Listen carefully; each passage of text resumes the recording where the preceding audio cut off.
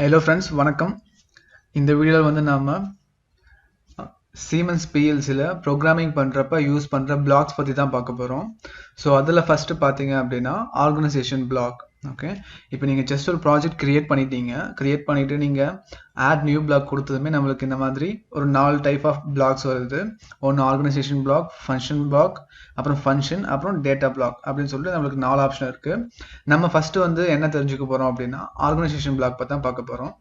So first நான் organisation பிளாக்ல click பண்ணதுமே நம்மளுக்கு எக்ஸிக்யூஷன் சொல்லிட்டு மெயின் ஓபி ஒன்னு வந்திருக்கு. ஸோ இந்த ஓபிக்குள்ள ஆர்கனைசேஷன் பிளாக்குள்ள நம்மளுக்கு எக்ஸிக்யூஷன் ஒன்று இருக்கு, டைம் இன்டரப்ட்ஸ், அப்புறம் டைம் இன்டரப்ட்ஸ்குள்ளேயே time of day, time delay, சைக்ளிக்னு இருக்கு, ஹார்ட்வேர் இன்டரப்ட் இருக்கு, அப்புறம் ஸ்டார்ட் அப்னு சொல்லிட்டு சொல்லியிருக்காங்க, அப்புறம் அலார்மிங் சொல்லிட்டு ஒன்று இருக்கு, அப்புறம் ஃபால்ட் இன்டரப்ட்ஸ். ஸோ இவ்வளோ டைப்ஸ் ஆஃப் நம்மளுக்கு வந்து ஓபி பிளாக்ஸ் வந்து அவைலபிள் இருக்கு. ஸோ நீங்க ப்ரோக்ராமிங்ல என்ன வந்து டைப் ஆஃப் உங்களுக்கு பிளாக்ஸ் வேணுமோ நீங்க வந்து இன்சர்ட் பண்ணி யூஸ் பண்ணிக்கலாம். நம்ம ஃபியூச்சர்ல வந்து ஒரு சீரீஸும் பார்க்கலாம். டைம் இன்டரப்ட்ஸ்னா என்ன, ஹார்ட்வேர் இன்டரப்ட்ஸ்னா என்ன, ஸ்டார்ட் அப்னா என்னன்னு சொல்லிட்டு ஒரு வீடியோலையும் நம்ம ஒரு ஓபி அந்த செக்ஷனை பத்தி நான் உங்களுக்கு கம்ப்ளீட்டா தெளிவா சொல்லி கொடுக்குறேன்.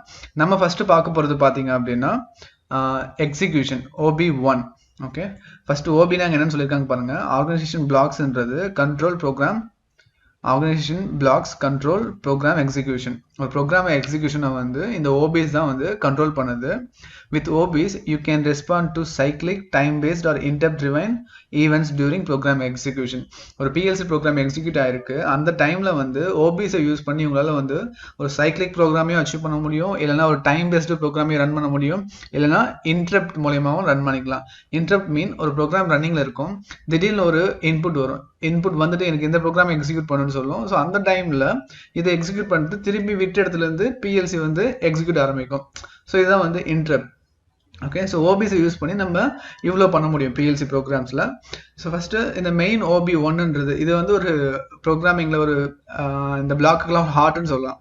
இந்த மெயின் OB1 இல்லாமல் எந்த பிஎல்சியும் வந்து உங்களுக்கு ரன் ஆகவே ஆகாது சீமென்ஸில். ஸோ மெயின் OB1 நான் வந்து கிளிக் பண்ணிட்டேன். மெயின் OB1 கிளிக் பண்ணிட்டு நான் ஆட் கொடுக்குறேன். ஓகே, எனக்கு மெயின் OB1 வந்துருச்சு. அதாவது இப்போ இந்த மெயின் OB1ல நம்ம வந்து ஒரு சிம்பிள் ப்ராஜெக்ட் இருக்கு அப்படின்னா அந்த OB1ஓட கெப்பாசிட்டி பார்த்தீங்கன்னா அந்த சின்ன ப்ராஜெக்டை வந்து இதுக்குள்ளேயே ஹோல் ப்ரோக்ராமையும் பண்ண முடியும். ஓகே, இல்லை நீங்கள் ஒரு காம்ப்ளெக்ஸாக ஒரு ப்ரோக்ராம் பண்ண போறீங்க, உங்களுடைய ப்ரோக்ராம் வந்து ஒரு ஸ்ட்ரக்சராக இருக்கணும் அப்படின்னா நீங்கள் இந்த ஓபிக்குள்ள நீங்கள் டிஃப்ரெண்ட் பிளாக்ஸ் இருக்கு பார்த்தீங்களா, நம்ம இங்கே பார்த்தோம்ல ஃபங்க்ஷன் பிளாக் இருக்கு, ஃபங்க்ஷன் இருக்கு, டேட்டா பிளாக். ஸோ இதெல்லாம் என்ன பண்ணலாம்னா இந்த ஓபில இருந்து நீங்கள் கால் பண்ணிக்கலாம்.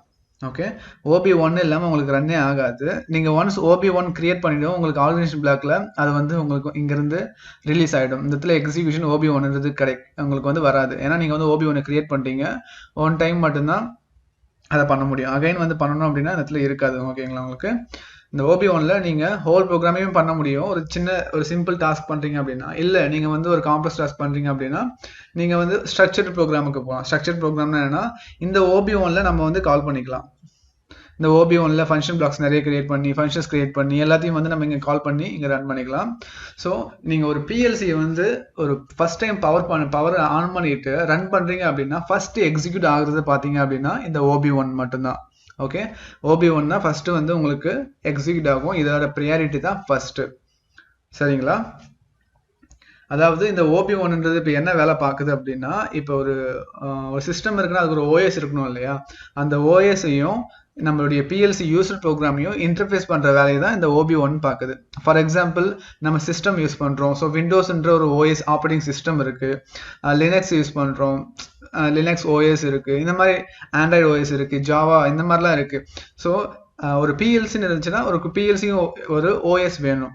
ஓகே, பிஎல்சி தான் வந்து இந்த OS தான் டிசைட் பண்ணும், இது இந்த ஃபங்க்ஷன்ஸ் வந்து எக்ஸிக்யூட் பண்ண போகிறேன் அப்படின்னு சொல்லிட்டு. நீங்கள் ஒரு இன்புட் கொடுப்பீங்க, அதை எக்ஸிக்யூட் பண்ண போகிறது யாரு, நீங்கள் ஒரு லாஜிக் சொல்கிறீங்க, அந்த லாஜிக்கை எக்ஸிக்யூட் பண்ண போகிறது யாரு, ஸோ அதுதான் அந்த OS. ஓகே, இப்போ OB1 என்ன பண்ண போகுதுன்னா நீங்கள் இந்த லாஜிக்கை எக்ஸிக்யூட் பண்ண சொல்கிறீங்க, இந்த லாஜிக்கை எக்ஸிக்யூட் பண்ணு அப்படின்னு சொல்லிட்டு OSக்கு சொல்கிற வேலையை OB1 பார்க்குது. சரிங்களா, ஸோ இதுதான் வந்து மெயின் OB1ஓட ஃபங்க்ஷன். இப்போ இன்னும் கொஞ்சம் இதை பற்றி டீட்டெயிலாக பார்க்கலாம். ஓகே, இங்கே பாருங்க, OB1ன்றது ஃபர்ஸ்ட் நம்ம OB டைப்ஸ் பார்த்தலாம். ஸோ OB டைப்ஸில் பார்த்தீங்க அப்படின்னா நம்மளுக்கு நிறைய இருக்கு. OB1ன்றது ஃப்ரீ சைக்கிள் சொல்றாங்க. இதெல்லாம் பார்த்தீங்கன்னா OB10ல இருந்து OB23 வரைக்கும் டைம் பேஸ் பண்ண இன்டரப்ட் இதெல்லாம் ஓகேங்களா. டைம் ஆஃப் டே இன்டரப்ட்னு சொல்லியிருக்காங்க. டைம் டிலே இன்டரப்ட் வந்து 20லேருந்து ஸ்டார்ட் ஆகுது. ஸோ OB10லேருந்து 17 வரைக்கும் ஒரு செக்ஷன், 20லேருந்து 23 வரைக்கும் ஒரு செக்ஷன். நம்ம வந்து ஒரு செக்ஷனையும் தனித்தனியாக நமக்கு வந்து சொல்லிக் கொடுப்பேன் சரிங்களா. இப்போ இந்த டைம் ஆஃப் டே இன்டரப்ட்ன்றது என்னன்னா, ஒரு பர்டிகுலர் டைம்ல நம்ம வந்து இன்டர்வல் செட் பண்ணிக்கலாம், ஒரு எக்ஸிகியூஷன் டைம் செட் பண்ணலாம். இந்த மாதிரி வந்து நிறைய ஆப்ஷன்ஸ் இருக்கு, நம்ம ஃபியூச்சர்ல பார்க்கலாம். ஸோ OB1ன்றதை நம்ம இப்போ பார்ப்போம். ப்ளஸ் இங்கே ஆர்கனைசேஷன் பிளாக்ஸுக்கு ஒரு எக்ஸ்பிளனேஷன் கொடுத்துருக்காங்க. OBs are the interface between the CPU operating system and the user program.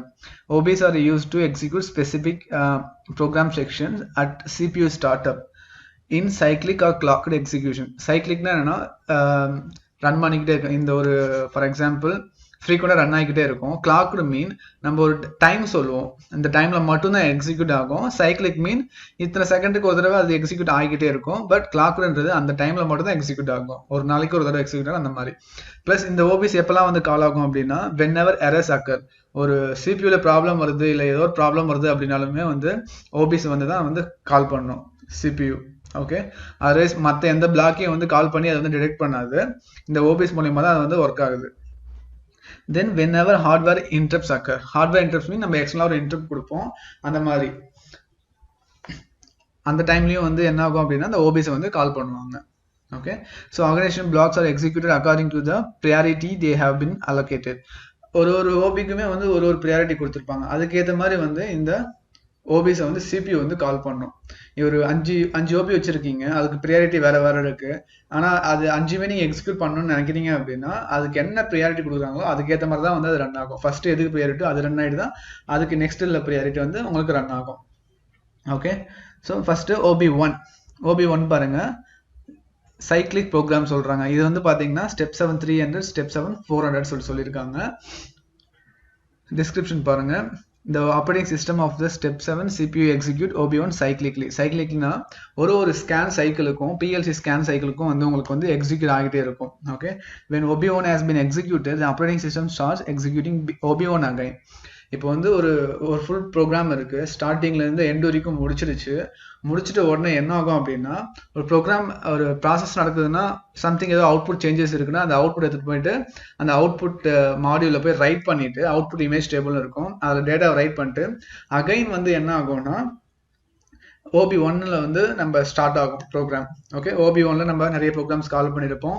So அதெல்லாம் எக்ஸிக்யூட் பண்ணிட்டு அந்த ப்ரோக்ராம் எக்ஸிக்யூஷன்ல நடக்கிற ரிசல்ட்ஸ் எடுத்துட்டு போயிட்டு ஸ்டோர் பண்ணிட்டு அகைன் திருப்பி வந்து OB1ல இருந்து ஸ்டார்ட் ஆகும். ஓகே, ஃபங்க்ஷன் ஆஃப் OB1 சொல்லியிருக்காங்க. OB1 as the lowest priority of all OBs that are monitored for runtime. Okay, lowest priority மீன் அதுதான் ஃபர்ஸ்ட் ப்ரியாரிட்டி. ஓகேங்களா, then end of startup processing, the execution of OB1 the previous cycle has finished. Okay, என்ன சொல்ல எதுக்காகனா the following events cause the operating system to call OB1. எந்த டைம்ல வந்து OB1 வந்து கால் பண்ணோம் அப்படின்னா end of startup processing. end of startup processing என்னன்னா, ஒரு ப்ரோக்ராமை வந்து ஸ்கேன் பண்ணுது PLC, லாஜிக்ஸ் எக்ஸிக்யூட் பண்ணிட்டு இருக்கு, லாஜிக் எக்ஸிக்யூட் பண்ணி முடிஞ்சிச்சு அப்படின்னா அகைன் OB1 கால் பண்ணோம், நான் சொன்னேன் இல்லையா. ஸோ அதுதான். ஓகேங்களா, ஸோ நெக்ஸ்ட் OB1ஓட எக்ஸிக்யூஷன், அதாவது ப்ரீவியஸ் சைக்கிள் வந்து முடிஞ்சிச்சு அப்படின்னா திருப்பி வந்து அகைன் ஸ்டார்ட் பண்ணுது. ஸோ OB1ன்றது ஆல்வேஸ் எனபிள்லே இருக்கு. சரிங்களா, இங்க பாருங்க, அது நான் சொன்னதான் சொல்லியிருக்காங்க. when OB1 has been executed, the operating system sends global data. Before restarting OB1, the operating system writes the process image output to the output modules. Output மாடலுக்கு என்ன பண்ணுதுன்னா, அது பண்ண ப்ராசஸஸ் அது வந்து ஸ்கேன் பண்ணுது, உங்களுடைய லாஜிக்கை ஸ்கேன் பண்ணிட்டு இந்த ஒரு இன்புட் பர்டிகுலராக வந்திருக்கு, அதுக்கான அவுட்புட்டை ஆன் பண்ணணும். அந்த டேட்டாவை எடுத்துட்டு போயிட்டு அந்த அவுட்புட், அதை வந்து ப்ராசஸ் இமேஜ் அவுட்புட் சொல்லுவாங்க, அதை கொண்டு போயிட்டு அவுட்புட் மாடியூல ஸ்டோர் பண்ணிட்டு அதை அப்டேட் பண்ணிட்டு இமேஜ் இன்புட் அகைன் இப்போ திரும்ப வரப்ப ப்ரோக்ராம் ப்ராசஸ் பண்ணுறதுக்கு முன்னாடி என்னென்ன இன்புட் வந்திருக்குன்னு செக் பண்ணோம், புதுசாக எதனா இன்புட் வந்திருக்கா இல்லை சேமாக இருக்கான்னு சொல்லிட்டு செக் பண்ணணும். ஸோ செக் பண்ணிட்டு திருப்பி என்ன பண்ணணும்னா அகைன் வந்து receives any global data for the CPU. So இது வந்து கம்ப்ளீட்டாக நடந்துக்கிட்டே இருக்கும். இந்த OB1ன்றது ஒரு PLC ஸ்கேன் சைக்கிளுக்கும் நடந்துக்கிட்டே இருக்கும். சரிங்களா, அப்புறம் பார்த்தீங்கன்னா இதோட சைக்கிள் டைம் வந்து சொல்லியிருக்காங்க. OB1ஓட சைக்கிள் டைம். ஓகே, நான் இதை வந்து இப்போ உங்களுக்கு நான் ப்ராக்டிக்கலாக காமிக்கிறேன். ப்ராக்டிக்கலாக மீன் சாஃப்ட்வேரில் காமிக்கிறேன். ஓகே, நம்மளுக்கு பார்த்தீங்கன்னா இவ்வளோ ஓபிஸ் இருக்கு. ஓகே, OB1ல இருந்து OB122 இவ்வளோ இருக்கு. ஸோ OB1ல நம்மளுக்கு நீங்கள் ப்ரோக்ராம் பண்ணணும்னு நினைக்கிறீங்க, OB1ல இருக்க டேட்டாஸை வந்து நீங்கள் பர்டிகுலர் எடுக்கிறீங்கன்னா அதோட லிஸ்ட் கொடுத்துருக்காங்க பாருங்க. இதெல்லாம் OB date time, OB max cycle, OB minimum cycle. So இதை வந்து நீங்கள் யூஸ் பண்ணிக்கலாம். இந்த நேம்ஸ்லாம் பார்த்தீங்கன்னா இங்கே பாருங்க டிஃபால்ட் நேம்ஸ். ஓகே, இங்கே OB1 பேஸ் பண்ணி உங்களுக்கு ஒரு டேட்டா வேணும் அப்படின்னா நீங்கள் இதை யூஸ் பண்ணி நீங்கள் எடுத்துக்கலாம். ஓகே, இப்போ நம்ம வந்து என்ன பார்க்கலாம்னா சைக்கிள் டைம் பற்றி பார்ப்போம். சைக்கிள் டைம் பார்க்கறதுக்கு முன்னாடி ஃபர்ஸ்ட் நீங்கள் வந்து ஒரு ப்ரோக்ராமை வந்து சிமுலேட் பண்ணணும்.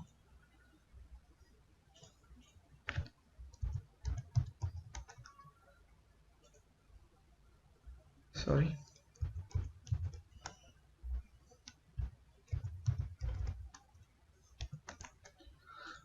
ஓகே, இப்போ நான் வந்து ஜஸ்ட் I0.0 Q0.0ன்னு ஒரு அவுட்புட் வந்து கிரியேட் பண்ணிட்டேன்.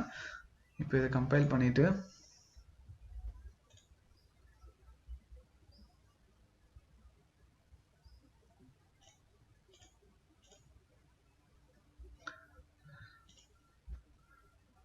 சிமுலேட்டரை வந்து ஆன் பண்ணிக்கணும்.